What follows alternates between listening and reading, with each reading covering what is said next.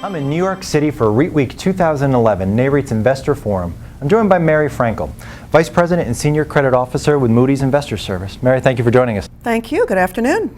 The last time we spoke, the real estate capital markets were, shall we say, in a little difficult spot. Things have started to improve some. Where are we today? Things have clearly improved some.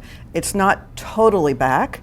I think what this recession showed is that the REIT model worked and that the access to the four quadrants, public, private, debt, and equity, was very, very helpful because, as you know, back in April of '08, REITs were the first entity, the public REITs were the first ones to come back to the market, when Simon opened up the market with their issuance in April of '08. But basically, you've had good issuance, equity issuance, about almost $20 billion so far this year. I was looking on your website this morning. You've had unsecured note issuance of about $9.7 billion as of the end of May. All of last year was about $20 billion. You've had even some preferreds being issued. So it's really been somewhat of a vibrant market, I'll say. I also think that some of the metrics have clearly come back for our companies as they re-equitized, as they went to the unsecured note market, and we're seeing every quarter their metrics and their balance sheets looking a lot better. And we've also, which I love to see, had some upgrades actually, some positive outlooks, some upgrades, which shows that the market is getting better. Definitely. And regarding the lending market, are we still seeing a bifurcation in the market in terms of the quality of the assets? Clearly there's a bifurcation, and it seems to be getting even more pronounced between the A and the Bs and the Cs. But what's interesting is I saw on the news this morning that Westfield is selling a portfolio of B properties. And a number of our companies have told us that they're selling a number of B or non-core portfolios. So they've done their own bifurcation within their portfolios. I'm not sure yet who's buying all these B properties. I think that will be very interesting to see.